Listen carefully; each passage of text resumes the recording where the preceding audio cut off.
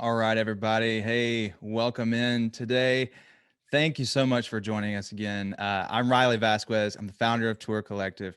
We are in week 2 of our series called Four Strategies to Help Tour Managers Thrive on Their Next Tour. And just so you know, Jesse, who is my partner, he's hanging out in the chat. So if you got any questions, if you got any thoughts, throw them in there. He'll come share with us probably midway through the webinar at some point. But last week, we talked about what it means to become a value-driven touring professional. And we kind of showed you a few characteristics that make up what a value-driven touring professional is and how, if you want to grow your career, you got to be committed to personal and professional development.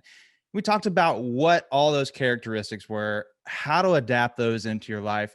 If you weren't here last week, I'd recommend you just go back and watch the video from last week by visiting the same page that you used to sign up, tourcollective.co/series. So if you're just joining us for the first week, thanks so much for jumping in.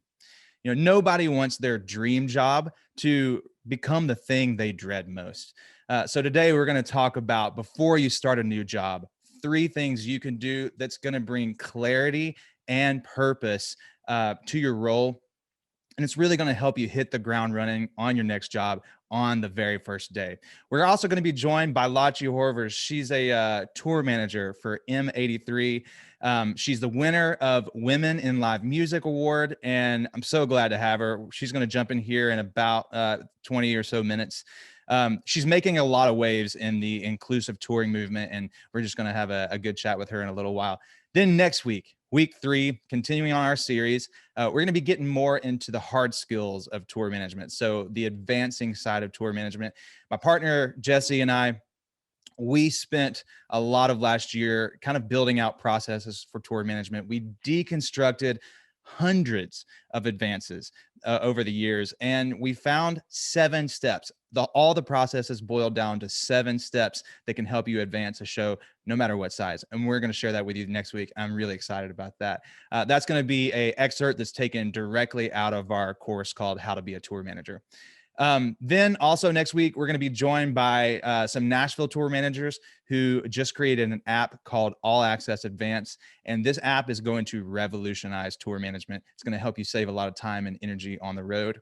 And then lastly, week 4, we're going to hear from Jim Digby. He is the CEO of the Event Safety Alliance, as well as Showmakers. And he's going to show us how to avoid risk on tour, and more importantly, how to avoid your team getting sick from COVID, yourself getting sick. When we go back on the road, it is of utmost importance to keep our team safe, and that's something we want to do moving forward. And Jim's going to join us, kind of show us how all that works. Anyways, so glad you guys are with us. Thank you so much for joining us. You know, I don't take it for granted that you're here. I don't take it for granted that you took this time out of your day. So we promise to absolutely provide some value to you anytime you tune in to a webinar or something we're doing. Today, I'll be teaching a little bit, and then Lachi, like I said, she's going to join us for a great conversation. I expect we'll be done here in 45 to 60 minutes.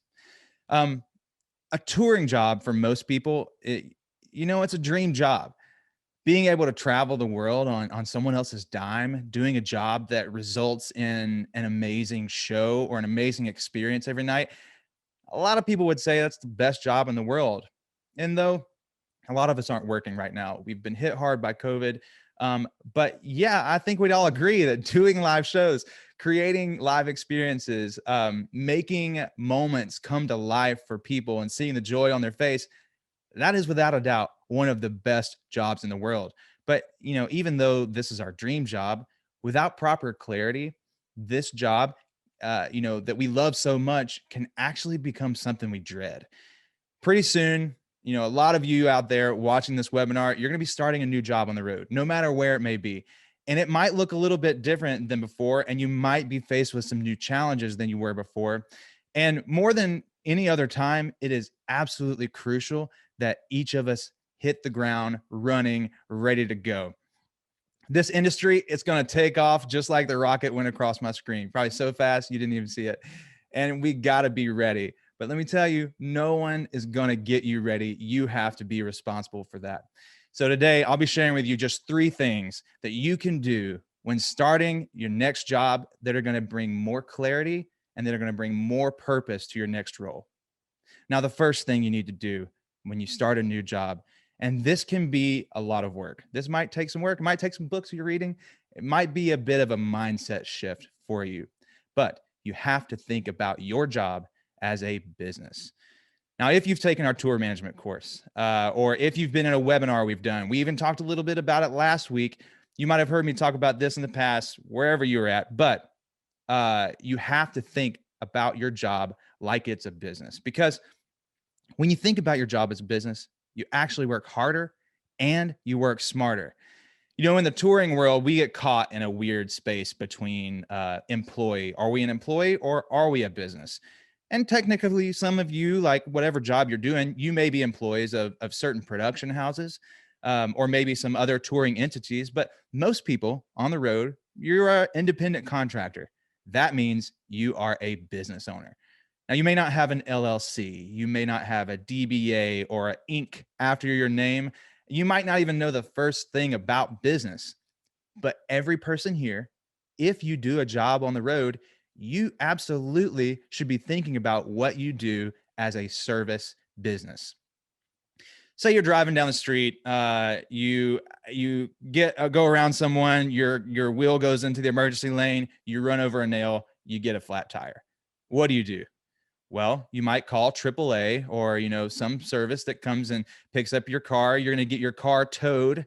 You're going to take your car to a mechanic, and then the mechanic shop, they're going to fix your tire.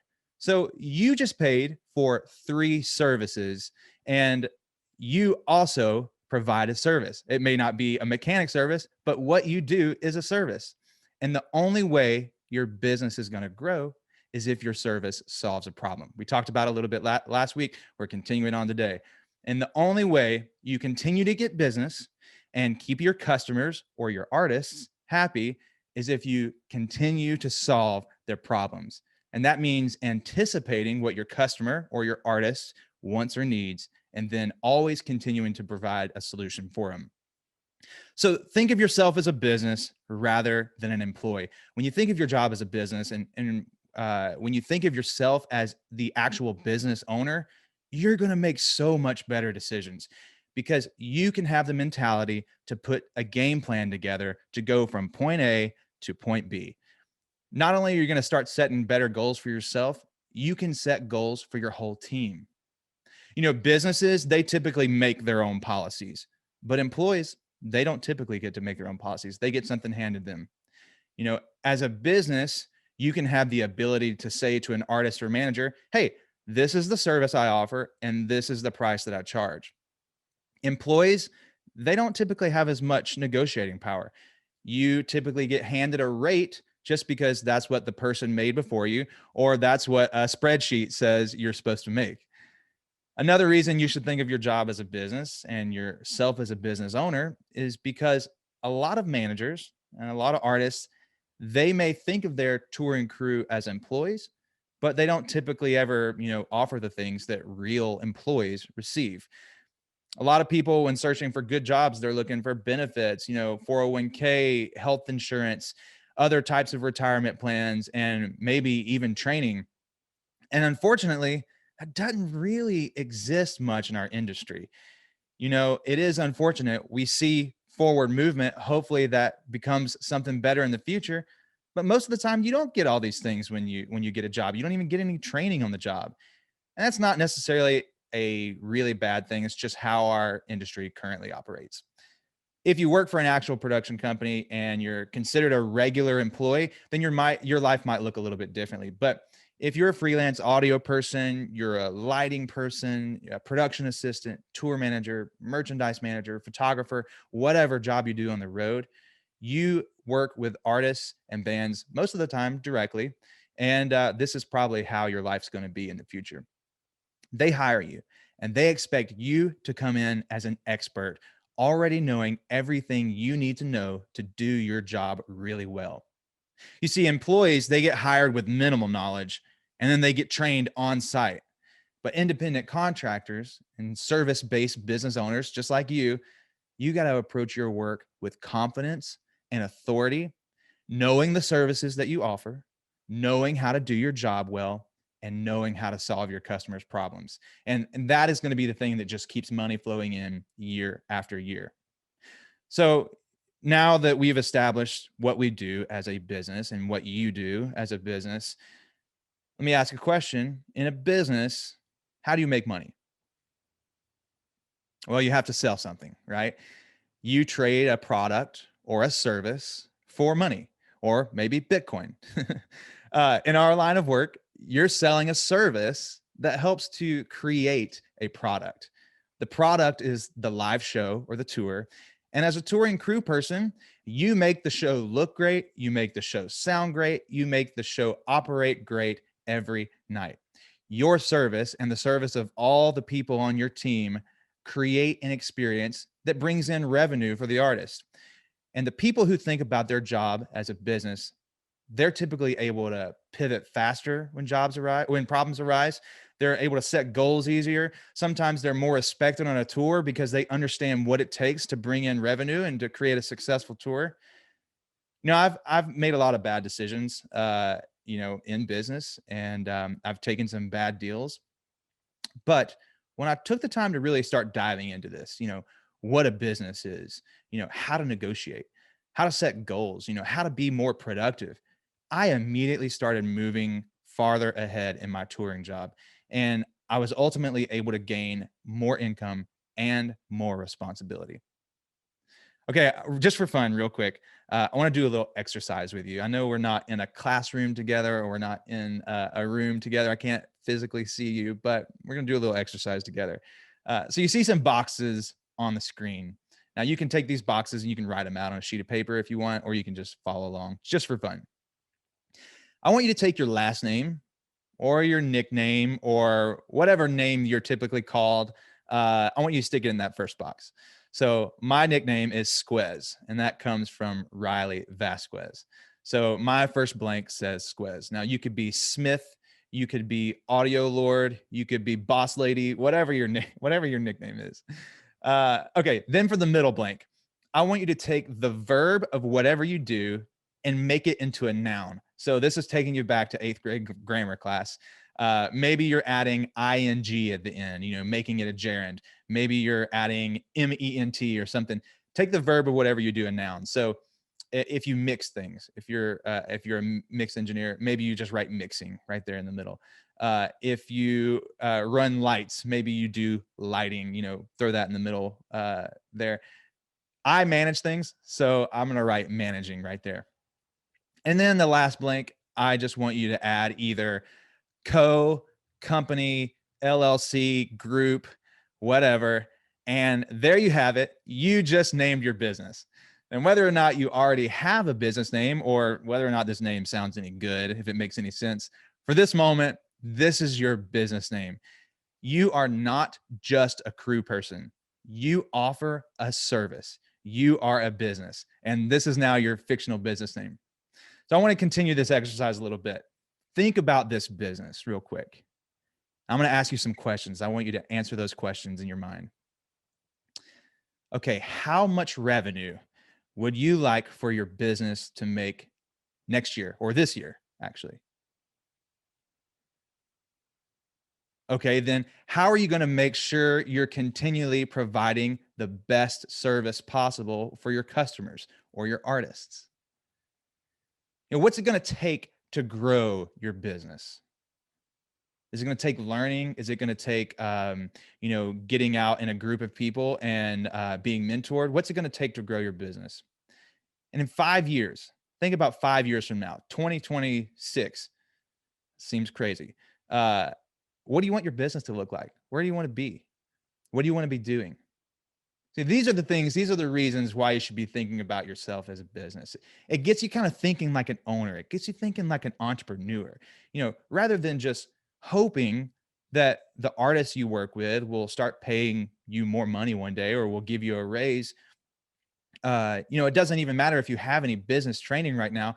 When you think like this, it's going to help bring a little more purpose. It's going to help bring a little more clarity to what you're doing. You see what I'm saying? Because you're kind of making a plan of where you want to go, and making a clear plan That's going to help cancel out a lot of confusion in the future. So, in your next touring opportunity, think of yourself as the owner of a service business that solves a problem. If you're not solving problems in your job, and if you're not thinking like a business owner continually, it could cost you future growth in this job you love so much. Okay, so we're thinking about our service as a business. Now, what happens when we get our next job? Have you ever, started a job and then you show up and you immediately realize, wait, hang on, this is not what I signed up for, right? How many people have said that? I can't tell you how many times I've wanted to say that, or I've seen people show up to a tour and they accepted a job on the road, but when they got out there, their role looked absolutely, completely different. Now, why does this happen sometimes? Well, it's because in the negotiation state, when you had the moment to say yes or to say no to the job, when you're accepting the monetary um, compensation for your job, they didn't uncover the black swan. Now, what is a black swan? The black swan is a negotiating term, and it's claimed by Chris Voss, who is a former FBI hostage negotiator. He wrote a book called Never Split the Difference, and he's actually got a master class. So if you're a member of that platform, it's so good. I mean, learning how to negotiate from this guy is amazing. But he talks about the black swan being a little piece of information that can sway a negotiation one way or another, right? And it's not necessarily a piece of information that the other side doesn't want you to know. It's just a piece of information that's buried and has to be uncovered by asking the right questions. Many times, whenever we get approached to do a job, we're so eager to say yes to the job. We're so excited that people want to hire us for what we do that a lot of times, we don't get all the details up front. And then we discover after we're already on the road that what we signed up for, that this is not what we signed up for, right? Like, for example, you accept the tour as a photographer, and then you get to the tour and realize you're handling all the VIP and meet and greet process. That's a problem. And you didn't know about it before you agreed to the rate. Stuff like this has happened to me before. It might have happened to you. It's happened to a lot of friends of mine. And I don't want this to happen to anyone anymore, especially you. So I built a simple framework that I want to teach you today. And there are 5 things that you always want to know up front before you commit to a job. I call it the job clarification framework. And this is exactly how I find out about information on touring jobs that come through Tour Collective and that I pass on. And today I want to share it with you. It's going to seem simple, but thinking about these 5 things, before committing to your job, it's going to help you save a lot of headaches down the road. So 5 words. And I use these 5 words and I ask a lot of questions about each word. So those 5 words are role, culture, dates, travel, and money. And if you're writing notes, don't worry, they're on the next slide. More specifically, what duties does this role include? What is the culture like on tour? What are the exact dates of the tour? How will you be traveling on the tour? And then exactly how much money are you going to make on tour? I'm going to break each of these down for you real quick. So first, we're talking about the role. What duties does this role include? Now, this is essentially your full job description. You got to get as much information possible here as you can. What is the actual role that they need filled? You want to make sure to list all the duties out, all the job description, all the tasks. Like, for instance, they may say they need a tour manager. But really, are they looking for just a tour manager, or are they looking for a tour manager who also doubles as a merchandise manager? Meaning you not only have to tour manage, but you got to set up merch and settle merch every night. That's something you'll want to know. Or maybe the role says you're a front of house engineer, but in the past, the front of house has always helped the band set up their instruments before the show. That's also something you'll want to know ahead of time. You might even want to ask the manager about someone who did this job before you and why they're no longer in this role. Ask as many questions as you can about the tasks you got to perform each day. You might even want to ask for a daily schedule, like what would be the ideal schedule? If I did this job, what's our ideal schedule? You don't ever want to end up doing something that you didn't sign up for. So ask as many questions as you can about all the duties in your role. Second, culture. What is the culture like on the tour? Knowing what kind of tour you're walking into is extremely important, especially if you're hired, outside your network, you don't know these people, you got to know what the culture's like. For instance, you could be working on the coolest rock and roll tour in the world, but what if some of the band members on the bus, or some of the team on the bus, what if they're newly sober and they've struggled with alcohol in the past? You can't be up in the front lounge of the bus whipping up cocktails every night. That's not going to work out. And that could be grounds for being fired, and you would have never known had you not asked simple questions. Another situation about culture is maybe the manager is a parent of the band, a dadager or a momager. I've seen this a lot of times, and these camps, they can kind of be difficult to work with because you not only deal with the artists and your crew, but you also deal with the band's parents who are on tour and they're the manager. And it can be consistent family drama. It can be difficult, to come in from the outside and do your job well. And I'm not saying you should never work with these kind of people, but it's just important to know exactly what culture you're deciding to walk into. Next, tour dates. What are the exact dates of the tour that you need to be available? Do you see any dates, that conflict? This is pretty self-explanatory, but in the beginning, be honest with yourself and your team. If you have a life event planned, like something really important, like, say your sister or your brother is getting married, don't miss that event just to go on the road, just to do a show.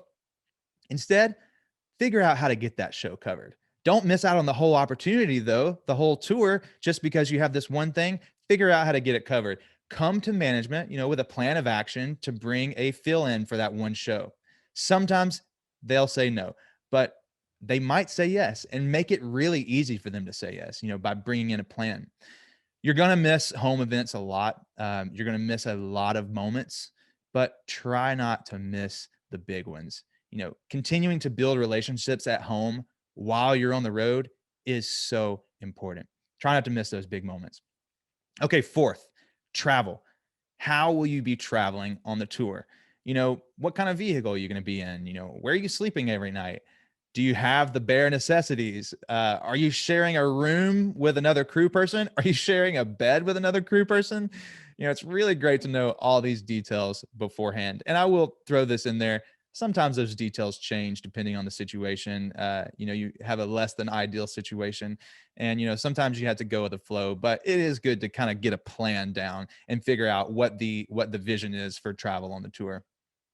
And then number 5, money. And this is a question I think we all want to know. Exactly how much money are we going to make on the tour? Now, between this question and the first question about your job description, these two questions are probably the two most important. Uh, and you don't want to be vague here. You do not want to leave this up to chance. You do not want to leave the amount of money you're putting into your pocket up to fate. You've got to see exactly how much this job pays and how that lines up with your term of employment.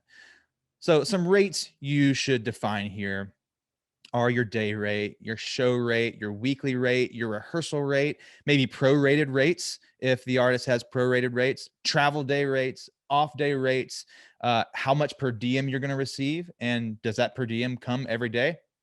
You know, good questions to ask. And if you're a tour manager, you're going to want to include a advance rate for, spending weeks and weeks ahead of time advancing the tour.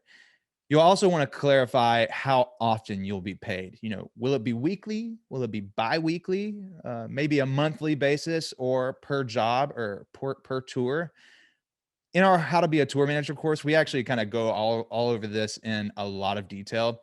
And we've even got a downloadable contract in there that's it's editable. You can use it over and over. Helps you figure out how much money you're going to make in every job, so that no one can ever take advantage of you.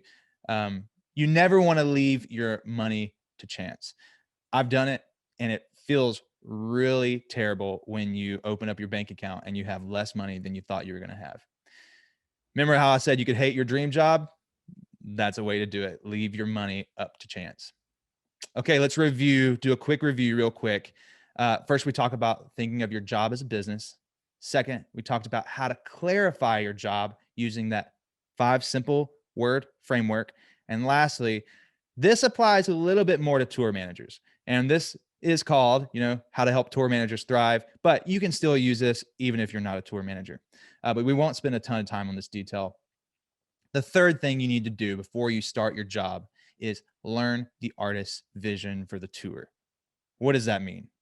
Well, when you're running a tour, you've got to make sure that you are meeting the artists and the manager's expectations. And you want to do this from the very first day. So it's always great to ask more questions about their vision for the tour. Some things you'll want to ask, you might want to write these down, are questions about culture, which you might have covered in your job clarification framework. You might want to ask about production. Are they bringing out extra audio, extra video, extra lighting? What's the plan? What's the show look? Are you bringing out extra things, or are you relying solely on what's already provided at each venue? Are any extra people needed in specific roles to carry out the vision of the artist? What kind of extra personnel are you looking at for the tour? You might even want to ask how elaborate the VIP or meet and greet process is, how important that is to the artist, how many tickets they're selling, what that looks like in order for it to succeed. And then you'll also want to know, how the artist is expecting to travel. Like, do they want to be in a hotel with all the band and crew, or do they want to be in a boutique hotel down the street? Do they want to ride on the same bus? Or are you guys all riding on the same bus? You splitting up buses? Is the crew sharing rooms? Learning the artist's vision and getting that whole vision by asking the right questions, it's going to be a major key to your success as a tour manager, and really, honestly, in any other role on the road. And because the artist is typically a more creative individual, a lot of these questions you'll probably be asking the manager, or you'll probably be asking the person, who even hired you. But just because you're talking to the manager does not mean you're not aligning with the artist's vision. When you align the artist's vision around yours and yours around theirs, you can actually start to anticipate what your artist wants or needs before they even realize they need it. And that is a really cool thing about being a great tour manager and learning the artist's vision. When you're working with a team and you're all on the same page, you're all going after the same result of a great show, a great tour. This is when you can achieve amazing results. And it doesn't even matter if your tour doesn't have a ton of money to spend. Doesn't matter if you have, if you're doing it really ratty, on a budget. You can achieve amazing results just by aligning with the artist's vision. A lot of you guys, you're all going to be starting new jobs soon, probably from people you don't even know yet. And it is so crucial to our industry. It is crucial to our families, and it's crucial to ourselves that we start back on the right foot. How do you make that first step a little more purposeful and clear? First of all, think about your job as a business and yourself as the business owner. Second, clarify your job description using those 5 words so you don't leave your job up to chance or fate. A lot of times fate is a terrible writer, so you want to make sure you're taking all those details for yourself. And then third, learn the artist's vision and align yourself around that vision and share that vision with your team.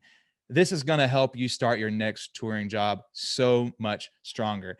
And you're going to be able to thrive in your job for years to come. That's all I got for you today. Next, I'd love to welcome Lotji. Lotji, like I said earlier, she's the tour manager for M83, which I love that band. So it's awesome that you work with them. She recently won the Women in Live Music Award. Go ahead and unmute yourself. Can you unmute? Do I need to unmute you? Perfect. I can unmute. Hi. Great. You recently won the Women in Live Music Award for Best Tour Manager, correct? That's right. That is amazing. And you are located a long way from where I am, right? You're in the Netherlands, Yep. correct? That's right. I'm in Amsterdam in the Netherlands. That's awesome. And in fact, it's probably dinner time where you are. So thanks for sharing your dinner with us tonight. yeah, it's 8:30 in the evening, so yeah. Oh, so it's been a long day. Thanks for jumping in. I'll go ahead and take off that screen there. Lotji, just tell us a little bit about who you are and what you do in the industry. I am a tour manager. Uh, I go, so I advance, budget the tours and execute them, go on tour and accompany the artist. And what are you? So I said, you were on tour with M83. What are some other positions that you've held? Have you been doing only tour management, or do you do other roles as well? On tour, I've pretty much only been the tour manager. When I started out as a tour manager, I was also driving and selling merch. And but as I progressed in my career, we weren't in vans anymore, so we were on a bus, and I wasn't driving anymore, and we'd hire a separate merch vendor. And on some tours, I still do tour and production management, and on some tours, we have a separate production manager. So then I can really just do tour manager. But as a tour manager, you do lots of different jobs anyway. My bands don't have a separate tour accountant, for example, so I do all the tour accounting too. Wow. So it's a lot of jobs, a lot of Yeah, hats. but outside touring, I've also been a stagehand before I ever went on any tour. I was a stagehand for a few years. I was a local promoter, even though I didn't know that's what it was called. But as a teenager, I was putting on local shows. Um, I am a stage manager at the Melkweg, a local venue here in Amsterdam. When I'm not on tour, I do some freelance shifts there. I do local merch selling. I do production runner jobs between tours. I mean, I think you've mentioned everything except for two things, which is lighting and the artists themselves. Yeah, well, I don't know how to do audio or backlight either. Okay, I mean, audio. Okay, oh yeah. yeah, no, but I mean, as a stagehand, I suppose you learn a little bit of those things, just how it works and how to set up a drum kit and yeah, how to power the stage, all that stuff. So would you say that's how you got your job? That's how you got your start, was just learning those details and helping out at your local venue? Yes, and I interned at a booking agency where I was an agent assistant, so I was putting together contracts and advancing tours for other tour managers, which is where where I learned a lot. And I found a couple of local bands, and I was just driving them to shows in the Netherlands. And I mean, these are really small baby bands, but yeah, that's how I kind of cut my teeth. Well, you got to get your start somewhere. But what's funny to me is that you started kind of on a completely different side. You started on the venue side, which is a complete, and sorry, the booking side, which is a completely different route. What was that transition like? Did you want to do booking to start out with, and then you wanted to go on the road? What was that transition like?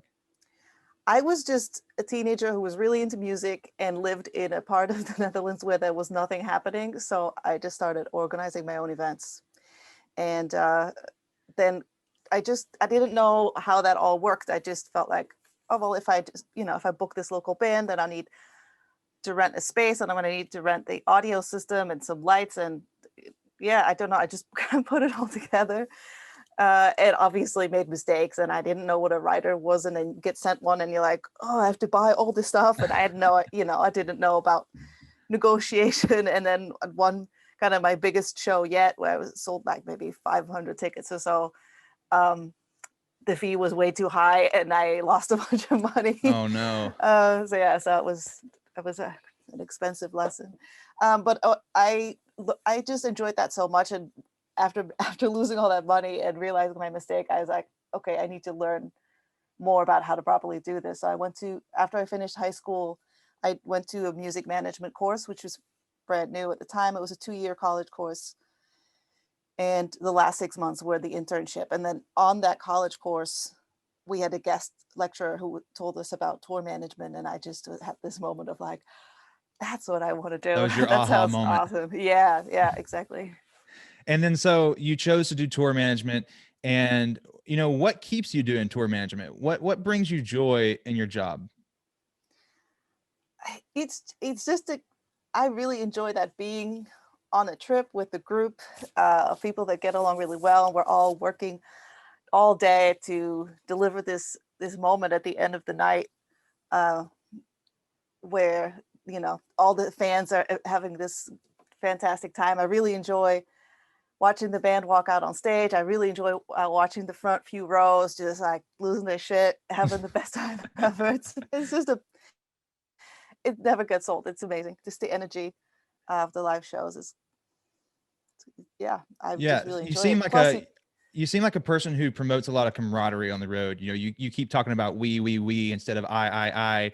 And what are some ways that you kind of help promote camaraderie? You know, you as a leader of the tour, that's partly up to you. So what are some ways that you've done that in the past? I mean, in some ways, it depends on the artist that I work with. Some artists will give me a budget to spend on a day off on group activities, and others don't. But even already during the hiring process, I try to express what the vibe is on the tour, even though all of us have our own jobs. If we can, we'll help each other out. If we see a colleague in need, uh, you know, we're not going to be like, that's not my department. We're doing it together. So Hmm. yeah, I make it clear from the start, just so you're not going to end up in a situation like you were saying, um, where people are feeling like, well, I didn't agree to this in Yeah, yeah. advance. I didn't know this was going to be the deal. Yeah, and I try to make sure that there's no man left behind. And if especially when you get to bigger tours, there's always going to be click forming because you can't hang out with 30 people every day. There's Hmm. no, you're not going to get a restaurant reservation every day off or a group every time. But yeah, just keep an eye on that everyone's involved with others. Yeah. I love that. You talked about your hiring process and talking about when you're getting, you know, when you're getting the job, what you're talking about, like the vibe you want to provide on the road. Have you ever gotten a job and like we were talking about, realized that you know, something was unclear or any details were unclear, and then you got on the road and we're like, oh no, this is not right. Yeah, actually, as you were, I wrote some stuff down because when you were talking about it, I had some memories. A couple of years ago, actually, this is a really long time into my career, so I should really know better. But I was offered a tour, not a tour. It was a one-off. It was a last-minute one-off with a DJ, through a management. They just, I don't know how they found me. Someone put me forward to fill in last minute for this this DJ, and they just said, "Oh, our rate is 375 euros." And so I was like, "Okay, yeah. I mean, that's it's a little less than my normal rate, but it's last minute, so I'll do it." And so I went and I did the show, and then I sent my invoice where, I thought it was a day rate, and then they were like, "Oh, well, no, this was the total All in. budget for the three Oh days, no. like the travel day, show Oh. day, and the travel day." And I'm like, Yeah. you can't be seriously offering me 125 euros a day. I mean, that's what I charged when I started, like, Right. 15 years ago. So that was a 3-day gig you took, and you thought you were gonna make, you thought that was 375 a day, but it was 375 for an all-in rate. Man, Yeah, you know, yeah. and I think that goes back to show, you said this was somewhat recently. It is exciting when you get these opportunities. You know, music brings us joy, music brings us excitement, and to work in it, you know, it's very exciting. So anytime you want to get out there, especially if you're thinking about yourself as a business, you want to take those opportunities, bring in that income, you know, to support your family, you know, to be able to live a better life. Sometimes you can say yes without thinking about those things. And I it just sounds would like, never assume anyone's gonna offer me 125 a day. It's laughable, in my opinion. So yeah, I didn't double check, but I did. Yeah, at that rate, I didn't think that was necessary. So we figured it out, and they kind of met me halfway. that's awesome. Can you talk Yeah. about that process a little bit? Like if anyone here ever, you know, has that happen to them, what did you do? Did you just email the manager? Did you email the artist? Did you get an angry phone call? What was the vibe? I just emailed the manager back. I definitely wouldn't involve the artist, unless you're dealing with the artist and they don't have a manager. But the manager's the one who hired me, and the manager's the one who responded to me when I said my invoice that it was incorrect. And so, yeah, I wrote them back. And if they hadn't met me halfway, at least, then yeah, then I would have followed it up with a phone call. Um, but yeah, it was. I guess it was my mistake, but yeah. Yeah, and a lot of times, you know, I think we should say that those people, most people aren't trying to screw you over. No, yeah. It's just, you know, it's a lack of clarity, it's a lack of communication on both sides. And so sometimes asking those questions, that those are just things that help clarify all those details that you didn't know were muddy, you didn't know were foggy. So thanks for sharing that story. I know those are hard things to share when you have those moments. You kind of feel ashamed, or at least I Didn't feel ashamed in didn't those moments. didn't feel like a professional at that Yeah. time. Yeah, it's important to share. I also don't mind sharing about my rate. I know there's a lot of questions about what people make. Right. And I'll just spotlight, you actually have a form that you're collecting tour rates. So whether is it any type of professional? Any type of touring professional. Yeah. I closed it already Oh, because okay. apparently, I mean, I thought SurveyMonkey was a free service, but apparently it's 40 € a month if you Oh, want to wow. collect, if you want to actually collect your results. So after the first month is up, I canceled. I never intended to have to pay for that survey. I just was asked for a panel on gender pay gap, and so that's why I did the survey, to get some actual data on that. Would you like to share anything that you found out? Was there any data? Have you done any of that data research yet? I haven't super analyzed it yet. I had about over like 450 responses. Oh, wow. But yeah, even taking factors into consideration of how long people have been on tour and what size tours they're doing, women are still making less than men on tour as freelancers. So I found that. I thought that wasn't really a thing as freelancers on tour, but Hmm. apparently it is. All right, real quick, I want to backtrack just a little bit, Lachi. We talked, a little bit about business at the beginning, and thinking of your job as a business. And the reason why I really like you, and I think, some of the things you have to share are super important, because you did actually have a business. You had correct me if I'm wrong, but you had a bed and breakfast, correct? No, I had a hostel. Hostel. Sorry, I was wrong. Thanks for correcting me. So you had a hostel. You're running this hostel. Were you doing that while you were on the road, or was that before or in a between time? And did any of those skills help you become a better tour manager? I took a break from touring to open the hostel, not super long, and I did take on some tours even as we were starting up a hostel. I was actually away on the day the hostel opened, um, and I think I could put a lot of my tour management skills to use in the hostel, and yeah, I, being a business owner, if it translated to my tour management, I don't know. It was a very different type of business, Yeah. obviously. And I, I think I really started seeing myself as a business in this last year more than ever before in my career. How's that made you Um, feel? Have you felt like do you feel like you were behind for not thinking like that, or do you feel more empowered now because you think like that? I feel like this last year has given us more opportunity to network and to um, make yourself visible in the industry, Hmm. um, and learn from each other. I've learned so much from listening to tour managers and production managers and everyone else speak online about their jobs, and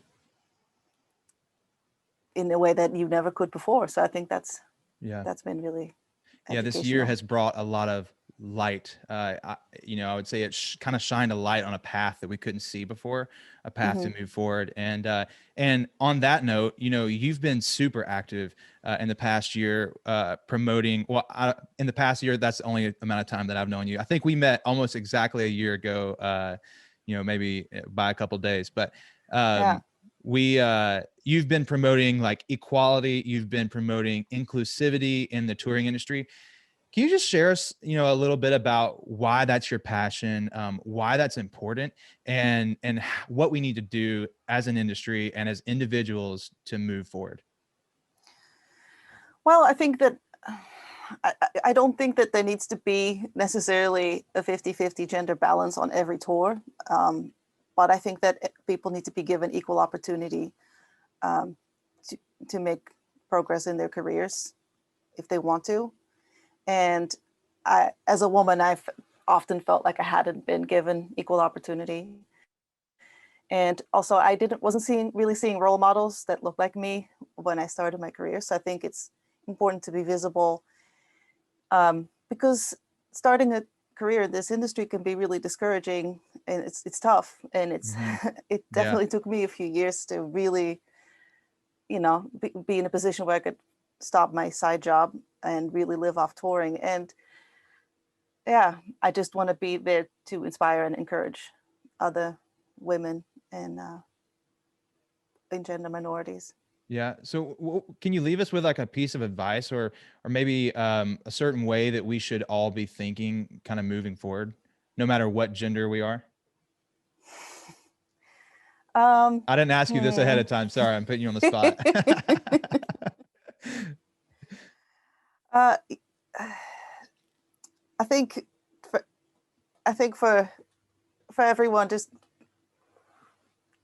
keep the hustle up. It's a tough industry to break into, and for those already in a comfortable position, make sure that you're creating equal opportunity for others. Um, yeah, I wrote a whole thing about this in a Google Doc. I'll share that in the chat, actually. Yeah, please Um, do.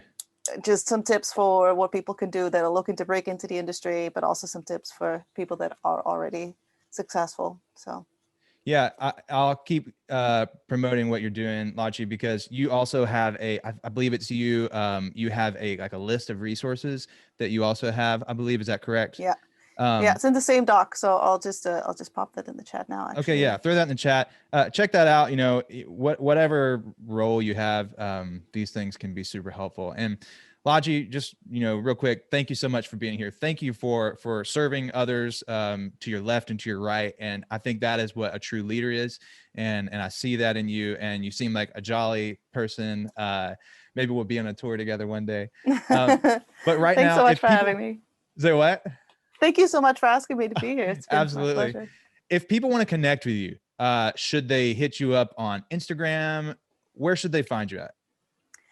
Yeah, you can find me on Instagram and on LinkedIn. I prefer to keep my Facebook for my personal friends. I do, and this is one of my tips in this doc as well. When you connect to people that you haven't met yet on LinkedIn, add a note to introduce yourself. Just, I think that's just a really good standard when you're networking to people that you haven't met yet. And even when you're looking to make a connection, just say hi and share what you want to gain from this new connection. Because just being connected on a social platform, that doesn't really mean anything if you haven't spoken to the person. So start the conversation. That's a great tip. How many of us probably overlook that all the time? Just a meaningful, quick hello, rather than just a canned response. Yeah. Automated response is really, it goes a long way. This industry is so interpersonal. A lot of personality can go a long way in this industry. Lachi, once again, thank you so much for joining us. Real quick, I'm going to share my screen one more time, everybody. We're going to go over those last points that we did one last time. Boom. Don't let your dream job become something you dread. We've talked about a lot of good stuff here today.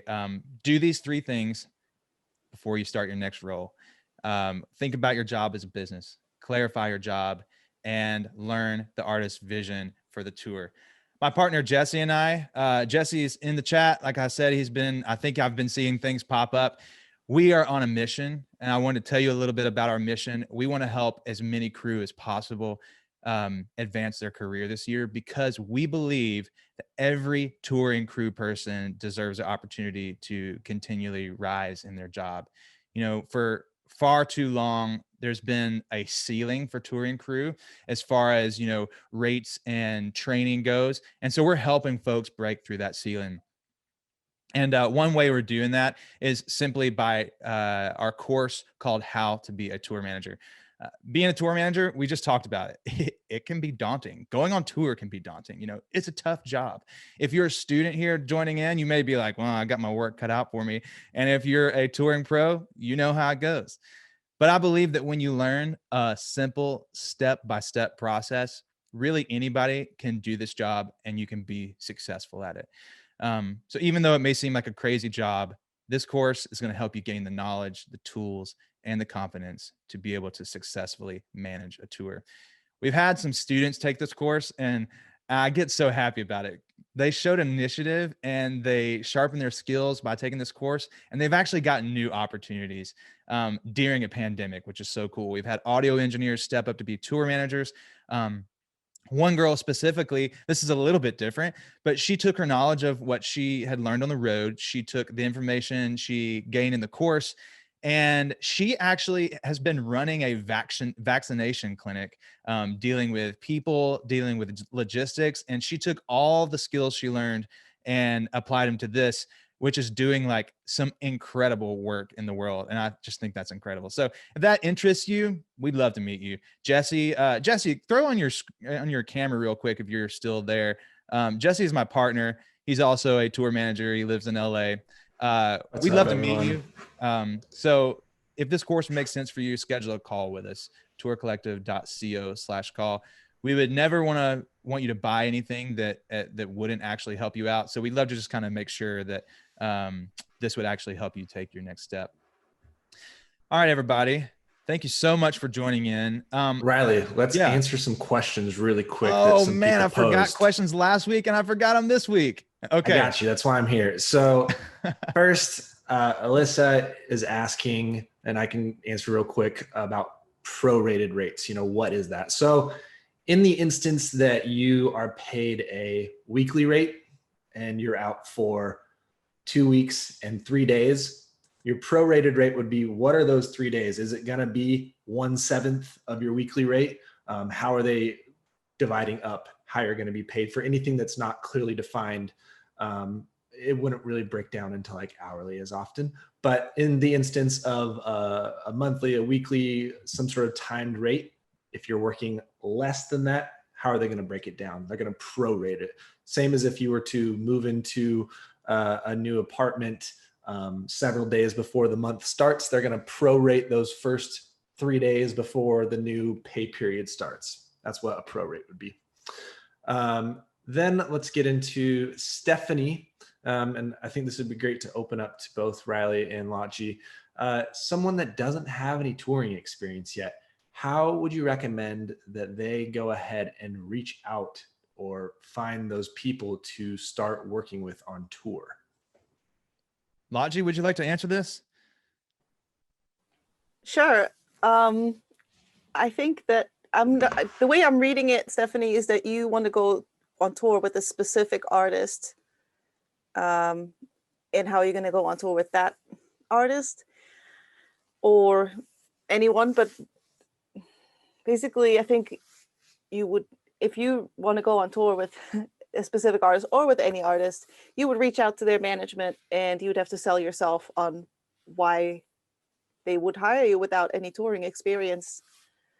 And that's in all honesty, a pretty unlikely scenario.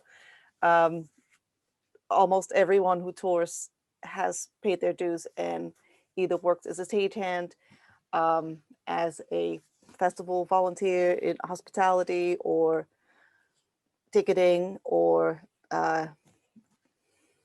in local audio, or any kind of other position. Maybe you start as a merch rep or as a promoter rep, or your foot in the door is not usually a touring position, basically. Riley, do you want to add anything to that? Yeah, I mean, it is hard. We don't have a normal job. And I think that you're hearing that, from everyone. We don't have a normal job. There's no path really set for us. Doctors have a path, nurses have a path, lawyers, they all have a path, teachers, they have a path. But this is going to take a little creativity from your part. So what would you like? What kind of part of the industry would you like to be in? If you're looking to be a tour manager, you know what a tour manager needs to know? They need to not only know how to manage a tour, but they need to know so many other parts of the industry. So whether if it's a venue that you love going to, a venue that's down the street from your house, just go in there and say, hey, listen, I enjoy music. I can think about solving a problem, right? So I have knowledge of, I can use Google Sheets really good. Can I help, when you're doing an event, can I help on the check-in side. You know, can I help on volunteering, selling merchandise? You're probably not going to get paid at the start, and that's hard.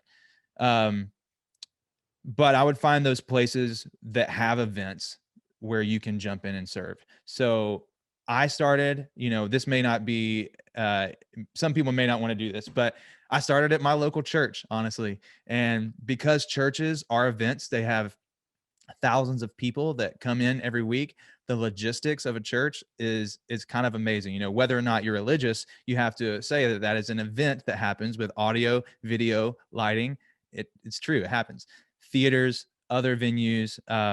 So yeah, I don't know if that answers your question. If you're looking to do production, it's probably a little bit easier because you can go roll a cable. But even as a tour manager, it might be great for you to learn how to roll a XLR cable, a microphone cable. Yeah, I've also had people that are fans of some of the artists I've worked with find me online, and they've reached out to me as the crew and said, "Hey, I would love to work with the band that you work with. How would I go about that?" And it's not like the next day I'm going to call that person and hire them to be, you know, X role on the tour, but I have had some younger folks that when I end up in the same city where they're based, I'm like, actually, I need an extra hand today. Would you mind just coming and assisting me a bit? And then they get a little glimpse into that life, and I get to see what that person is like. And there's a few of them that still have friendships with and have gone on to do more on tour. So it wasn't a bad approach for them to reach out to me. And then, you know, similarly, if you're in a situation where the artist maybe isn't quite as developed, they don't have a huge management team or a large touring crew themselves, there are times where you can reach out directly to an artist. Maybe it's someone that you've gone to a show at a little club and they kind of drive themselves around the country in a van or something. That's where you can kind of put yourself forward, and it's a little bit nerve-wracking to do so, but it can pay off at times. Similarly to Lachi, I started out booking shows, and I made sure that with every show, I made it as successful as possible and that I put my best foot forward. And at the end of the night, or maybe we did a few shows together, or over the course of a handful of months, you know, the people saw what I was able to do in that situation. And I was in college then. I said, I'm going to be out of college someday. If you ever need help down the road with something, I would love for you to give me a call. And that's how I got my first job as a tour manager. I had 2 really great shows with a guy, and after school was done, he reached out actually like, sure enough, I could use someone to be a tour manager. You maybe haven't done that, but I know your work ethic now. And it led to a job, which led to my whole career, honestly. So there's a lot of ways to kind of get your foot in the door and take those first steps. Sometimes it takes just swallowing your pride a little bit, putting yourself out there and not being afraid to maybe look silly. It just takes that sometimes, as long as you're not the creepy person working, reaching out. There's a comfortable way to approach these situations. Okay, real quick, we have one last question from Ruse. And I think, Lachi, you said you've done so much research into rates and think it should be a bit more of a transparent thing that people aren't always. So you talked a little bit about where you started out with your rate. Do you have a basis where you think people should look to start out touring? What are they supposed to get paid? Because if you've never worked in this world, you have no clue. Yeah, that's true. Well, let's be honest. When I started, it's 20 years ago. So I think inflation should be taken into consideration. But I started out with these. So as a stagehand, it was voluntary at this venue. And I worked in the coat check as a paid position. So that's where I made money. And then on the side, a few times a month, I could afford to do some voluntary shifts as a stagehand. That's not the case in every venue, so that's different. I think by now, at least in the Netherlands, the minimum wage for a stagehand would be like, it's usually freelance and maybe like 15 or 18, 17.50 an hour. When I started going out with local bands at the time, I was paid about 25 euros per show, which is nothing. But I was just happy to get the experience. And that was also not that frequent. It was maybe, I had 2 bands and I maybe did 10 shows with each of them. Then when I went on my first tour, I I asked for 50 euros a day, and they actually paid me 100 because they thought 50 was was too little, and that was very generous, and I was very happy. But after that, for about 2 years, I was getting 50 euros a day on tour for driving, tour managing, and selling merchandise. But these were all kind of punk rock tours where I had to bring a sleeping bag, and we were sleeping on people's floors of the promoters that were organizing these small shows. And yeah, and then over the next 2 or 3 years after that, it kind of went up pretty quickly to 75 a day, to 125 a day, to 150 a day, to 200 a day. Yeah, and then after that, it's just kind of per tour you negotiate. And yeah, I did a survey recently. It's all over the place. People's freelance rates are all over the place, but I'll analyze the data, and I'll put that on my Instagram over the next few weeks. So follow me down there. It's Lacha TM. That's great. And I think something Riley and I have talked about with groups of people we've had conversations with surrounding this, you also just need to look at what do you need to live your life. So are you willing to take some sort of sacrificial rate because you really want to do this? Or are you in a place in life where like, I have all these bills I have to pay. Like if I take this job, I will not make ends meet, and I will lose my, this and this because I can't afford it. So that's another way to look at it when you're getting into a job and you're getting an offer, just like any other job. Can I pay my bills with this rate? Like, is this a living wage? Now, like I took a lower rate years ago starting out, and I moved all my stuff back to my parents' house because like I don't need an apartment right now because I'm touring. So I can cross that expense. I can cross that expense out of my life. So if I don't have to pay however much per month for that expense, then I can actually be paid a little bit less and get this experience. I sold my car. I don't have a car payment or car insurance. I still don't. I drive my wife's car now.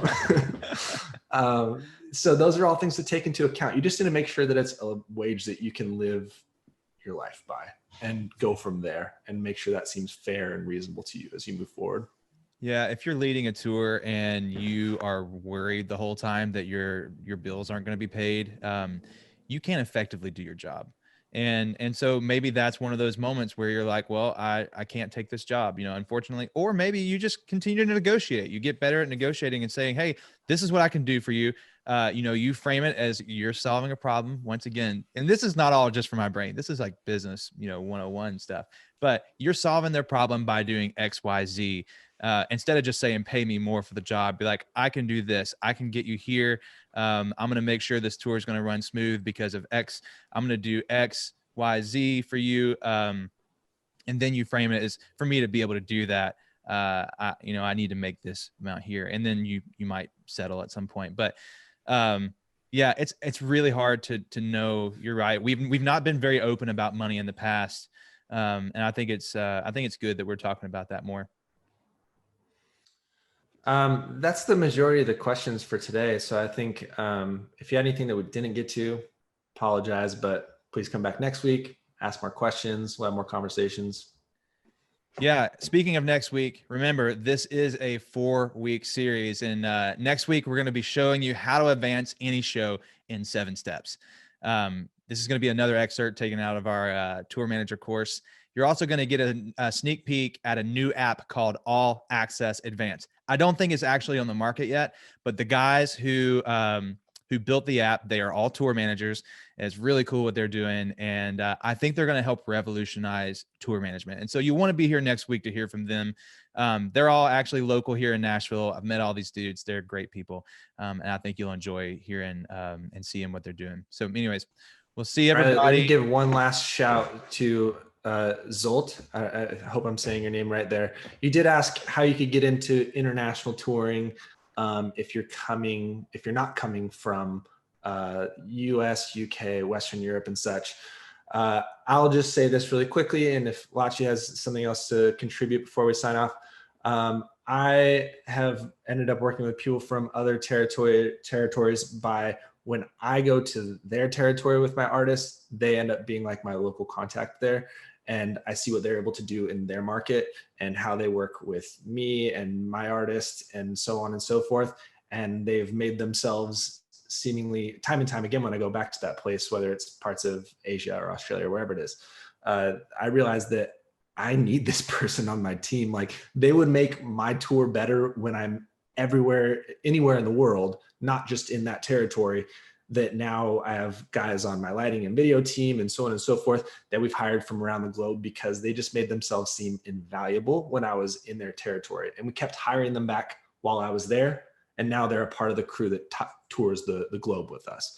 So I think that's a great way to it. It is difficult with visas and things like that. So I know that's hard, but if you start reaching out to people who are working in your local market, and then people that are touring internationally get to know you there, hopefully you can become an asset to them that they want to bring around the rest of the world. I think that's a good foot in the door. I don't know if Lachi or Riley and have you know, anything else people to that say. you've worked with, Jesse, multiple times, like, you know, even just a driver, you know, there's a driver named Anna. I think she's pretty popular in the UK. You know, everybody knows this girl, this woman, and she is amazing. She does an incredible job, and she has worked with people all over the world just simply by driving a van and doing a fantastic job at it. And I think she's done some backline stuff and some tour managing as well. Lachi, you may know her. But that's just a cool story of someone who's working with international touring artists living right in their home. Yeah. Anyway.